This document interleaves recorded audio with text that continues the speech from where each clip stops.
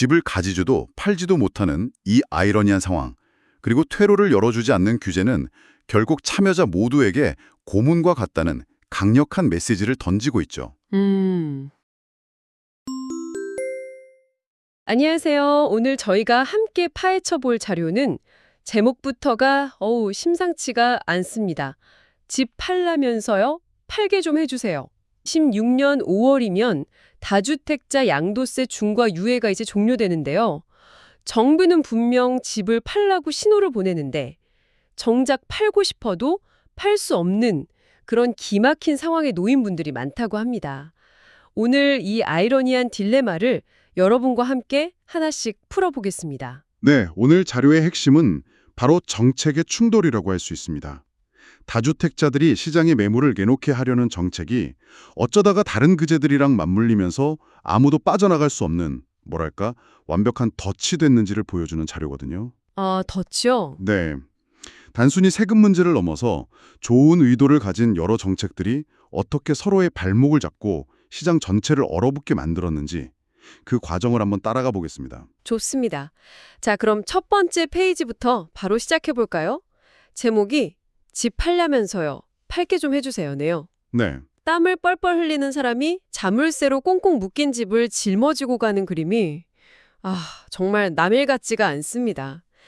부제가 출구 없는 다주택자의 딜레마라고 되어 있는데 이 딜레마의 시작은 역시 세금 문제겠죠? 그렇습니다. 모든 일의 시작은 바로 다가오는 마감 시한, D-Day죠. 바로 다음 페이지를 보시면요. 네. 제목이 모든 걸 말해줍니다. 시간이 없습니다. 서두르세요. 달력에 2026년 5월 9일이 딱 찍혀 있고 옆에는 시한폭탄이 그려져 있네요. 네, 바로 전날이 양도세 중과 유예 조치가 끝나는 날입니다. 전날 이후에 집을 팔게 되면 그야말로 세금 폭탄을 맞게 되는 겁니다. 이 세금 폭탄이라는 게 말은 많이 들어봤는데 구체적으로 어느 정도 수준인가요? 그게 바로 다음 페이지에 나오는데요. 세금 낼래, 집 버릴래 라는 제목이 전혀 과장이 아닙니다. 제목이 정말 살벌하네요. 현재 양도소득세 기본 세율이 소득 구간에 따라서 6에서 45%거든요. 네. 근데 유예가 끝나면 다주택자에게는 여기에 어마어마한 중과세율이 추가로 붙습니다. 추가로요. 네, 2주택자는 20%포인트, 그리고 3주택 이상은 30%포인트가 더해지죠. 여기에 지방소득세까지 포함하면 최고 세율이 무려 82.5%에 달하게 됩니다. 네, 82.5%요? 네, 82.5%입니다. 잠깐만요. 그럼 만약에 10억 원의 양도차익이 생기면 8억 2,500만 원을 세금으로 내야 한다는 계산이 나오는데요. 맞습니다. 와, 이건 이익의 대부분을 그냥 국가가 가져간다고 해도 과언이 아니네요. 정확하십니다. 사실상 이익을 환수하는 것에 가깝죠. 정부 입장은 명확합니다. 유예기간 충분히 줬으니까 그 전에 팔았어야 한다. 라는 거고요. 그러니 다주택자 입장에서는 이 세금 폭탄을 피하기 위해 어떻게든 유예기간 안에 집을 팔아야만 하는 아주 절박한 상황에 놓인 겁니다. 당연히 팔아야죠. 그 세금을 어떻게 다 냅니까? 그래서 다음 페이지처럼 그래, 까짓 거 팔겠습니다 하고 결심하게 되는 거군요. 그렇죠. 그림 속 인물처럼 금매, 팻말이라도 들고 매도라고 쓰인 문으로 달려갈 수밖에 없겠네요. 자, 그럼 여러분이 바로 이 집주인이라고 한번 상상해 보시죠. 저 문을 향해 달려갑니다. 이제 모든 게 해결될 것 같지만 사실 진짜 문제는 지금부터 시작됩니다. 아... 네. 이제부터 이 집주인이 마주하게 될 거대한 벽들을 하나씩 살펴볼 텐데요. 이 벽들이 참 재미있는 게 각각 다른 정책적 목표를 가지고 만들어졌는데 공교롭게도 모두가 매도로 가는 길을 가로막고 있다는 점입니다. 좋습니다. 그럼 팔려고 마음먹고 이제 부동산에 매물을 내놨습니다. 가장 먼저 마주하는 난관은 뭔가요? 첫 번째 벽은 바로 매수자를 찾는 단계에서 나타납니다. 다음 페이지 제목이 이렇습니다. 실거주 하실 분만 오세요. 경찰이 토지거래 허가구역이라는 팻말로 길을 막고 서 있네요. 네, 토지거래 허가구역, 이거 많이 들어맞습니다. 투기를 막기 위한 제도 아닌가요? 맞습니다. 근데 이게 왜 이미 집을 가진 사람이 파는 것까지 막는 부작용을 낳는 거죠? 아주 좋은 지적이십니다. 본래 취지는 투기적 거래를 막는 게 맞아요. 현재 서울의 지역들 그리고 경기 일부 지역에 지정되어 있는데요. 네네. 문제는 이 구역 안에서 주택을 사려면 구청의 허가를 받아야 하는데 그 조건이 아주 까다롭다는 겁니다. 어떤 조건이죠? 매수자가 반드시 2년 이상 실거주를 해야만 허가가 나옵니다. 아, 직접 살아야만 한다. 네. 그러니까 전세를 끼고 집을 사는 우리가 흔히 말하는 갭 투자가 원천적으로 불가능해지는 거죠. 아하, 그러니까 집을 팔려면 수많은 잠재적 매수자 중에서 오직 직접 들어와 살 사람만 찾아야 한다는 거군요. 이것만 해도 매수자 찾기가 힘들어지겠는데요? 맞습니다.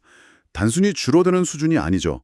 대부분의 고가 아파트는 전세를 끼고 거래되는 경우가 많은데 그 길을 아예 막아버린 셈이니까요. 하지만 이건 시작에 불과합니다. 또 있나요? 진짜 거대한 두 번째 벽이 바로 다음에 나타납니다. 겨우 실거주할 매수자를 찾았다고 가정해보죠. 다음 단계는 뭔가요? 자, 현실적으로 매물로 나온 집은 대부분 세입자가 살고 있잖아요. 그렇죠. 실거주 매수자에게 집을 팔려면 지금 살고 있는 세입자를 내보내야 합니다. 하지만 다음 페이지 제목처럼 세입자는 이렇게 말합니다. 저 안 나갑니다. 못 나갑니다. 그림을 보니까 집주인은 무릎 꿇고 애원하는데 세입자는 소파에 앉아서 아주 단호한 표정이네요. 네, 이게 바로 그 임대차법과 관련된 문제군요. 맞습니다. 2020년에 도입된 임대차법에 따라서 세입자에게는 계약갱신 청구권, 이런 아주 강력한 권리가 생겼습니다. 네. 세입자가 원하면 추가로 2년 계약 연장을 요구할 수 있고요. 집주인은 본인이나 직계가족이 실거주하는 아주 제한적인 사유가 아니면 이걸 거절할 수가 없어요. 그런데 집을 새로운 매수자가 실거주하기 위해서 비워달라는 건 그 거절 사유에 해당하지 않습니다. 잠깐만요. 그럼 세입자가 계약갱신 청구권을 쓰겠다고 하면 집주인은 집을 팔 수가 없게 되는 건가요? 합법적으로요? 그렇습니다. 세입자가 동의해주지 않으면 매매 자체가 불가능해집니다. 아니, 어떻게 그게 가능하죠? 토지거래 허가를 받으려면 임대차 계약 종료 확인서 같은 서류가 필요한데 세입자가 버티면 이 서류를 봐줄 수가 없으니까요. 결국 매매 계약이 불법이 되어버리는 더 거대한 장벽에 부딪히게 되는 겁니다. 와, 정말 앞뒤가 꽉 막힌 느낌이네요. 집을 팔아서 세금을 내야 하는데 그 집을 팔기 위한 첫 단초부터 끼울 수가 없는 상황이군요. 그럼 뭐 방법이 아예 없는 건가요? 어떻게든 세입자랑 합의를 봐야 할 텐데요. 그래서 다음 페이지와 같은 상황이 벌어지는 겁니다. 나가주세요. 얼마 줄 건데요? 집주인은 애원하고 세입자는 억대를 떠올리고 있죠. 억대요? 네. 현장의 목소리를 들어보면 이건 더 이상 드문 일이 아닙니다. 전세난이 워낙 심각하다 보니까 세입자 입장에서도 당장 비슷한 조건의 집을 구하기가 하늘의 별따기거든요. 하긴 세입자 입장도 이해가 가긴 합니다. 갑자기 나가라고 하면 당황스럽고 새로 집을 구하려면 전세금도 엄청 올렸을 테니까요. 맞습니다. 그러다 보니까 세입자가 집주인에게 수억 원에 달하는 거액의 이사 지원비를 요구하는 경우가 비일비재해졌습니다. 결국 집주인은 양도세를 내려고 집을 파는데 팔기 위해서 또 수억 원의 돈을 써야 하는 그야말로 배보다 배꼽이 더 커지는 상황에 직면하게 되는 거죠. 정말 가시밭길이네요. 자, 그럼 큰 돈을 들여서 세입자와 겨우 합의를 봤다고 칩시다. 실거주 매수자도 찾았고요. 이제 정말 끝난 거겠죠? 제발 끝이라고 해주세요. 안타깝게도 마지막 관문이 남아 있습니다. 바로 매수자의 자금 문제입니다. 세 번째 벽이죠. 다음 페이지 제목처럼 매수자는 이렇게 말합니다. 사고 싶어도 돈이 없어요. 이번엔 대출 규제 문제군요. 네, 어렵게 모든 조건을 만족하는 실거주 매수자를 찾았다 해도 그 매수자가 집값을 치를 능력이 있느냐는 전혀 다른 차원의 문제입니다. 자료에 따르면 서울 상위 20% 아파트의 평균 매매가가 약 34억 6천만 원에 달합니다. 34억이요? 네. 그런데 강력한 대출 규제, 특히 LTV, 주택담보대출 비율 규제 때문에 15억 원을 초과하는 아파트는 대출 한도가 크게 줄어듭니다. 구체적으로 얼마나 받을 수 있나요? 여러 조건을 따져봐야 하지만 보통 최대 6억 원 정도로 제한이 됩니다. 34억짜리 집을 사는데 대출이 6억밖에 안 나온다고요? 그렇죠. 나머지 28억 원, 취득세까지 생각하면 거의 30억 원에 가까운 돈을 현금으로 가지고 있어야 한다는 뜻입니다. 와... 사실상 현금 부자가 아니면 서울의 괜찮은 아파트는 살 수 없는 시장이 되어버린 겁니다. 정말 완벽한 덫이네요. 그러니까 정부의 한 부처는 투기를 막겠다고 토지거래 허가구역을 지정하고 네, 다른 부처는 세입자를 보호하겠다고 임대차법을 만들고 그렇죠. 또 다른 부처는 가계부채를 잡겠다고 대출을 옥죄고 있는데 이 모든 것들이 합쳐져서 정작 양도세를 거두려는 정책의 길을 완벽하게 막아버린 셈이군요. 바로 그겁니다. 다음 페이지가 지금까지의 논의를 완벽하게 요약하고 있죠. 완벽한 매도 불가의 덫. 이 네 가지 규제가 어떻게 맞물려 돌아가는지 한번 보시죠. 네? 첫째, 집주인은 양도세 폭탄을 피하기 위해 집을 팔려고 합니다. 둘째, 하지만 토지거래 허가구역 때문에 실거주 매수자만 찾아야 하죠. 그렇죠. 셋째, 실거주 매수자에게 팔려면 임대차법의 보호를 받는 세입자를 내보내야 하고요. 넷째, 그런데 강력한 대출 규제 때문에 어렵게 찾은 그 매수자가 자금을 마련할 수가 없습니다. 결국 돌고 돌아서 다시 원점이네요. 네. 정부는 집 팔아라고 등을 떠미는데 다른 제도들은 한 목소리로 절대 팔지 말아라고 외치는 이 모순적인 상황. 이것이 바로 다주택자들이 빠진 진퇴양난의 본질입니다. 이런 상황이니 시장이 제대로 작동할 리가 없겠네요. 거래 자체가 성사될 수가 없는 구조니까요. 그 결과가 다음 페이지에 나와 있군요. 결국 시장은 얼어붙었다. 그래프를 보니까 전세 매물이 급격하게 줄어들었네요. 네, 이건 뭐 당연한 귀결입니다.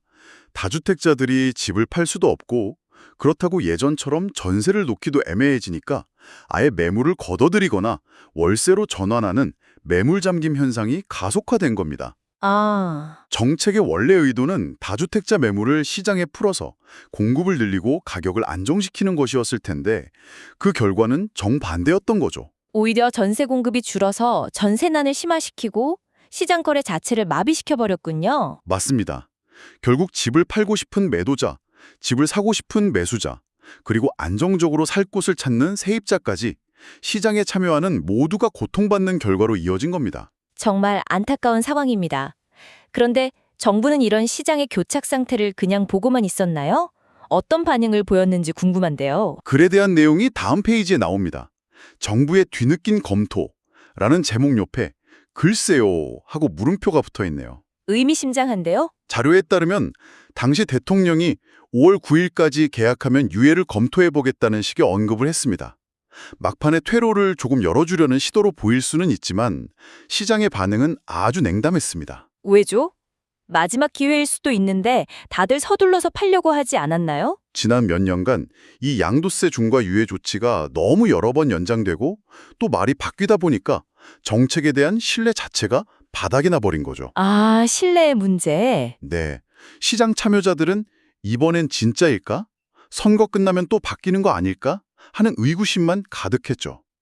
이런 정책적 불확실성이 오히려 시장의 혼란만 더 키우는 결과를 낳았습니다. 신뢰를 잃은 정책은 더 이상 시장에서 힘을 발휘하지 못하는군요. 자, 어느덧 마지막 페이지입니다. 집 팔라면서요. 제발 팔게 해주세요. 첫 페이지와 같은 그림인데 이제는 그 사람이 짊어진 집의 무게를 이기지 못하고 주저앉아 절망하고 있네요. 네, 이 그림이 오늘 저희가 나눈 이야기의 결론을 함축적으로 보여줍니다.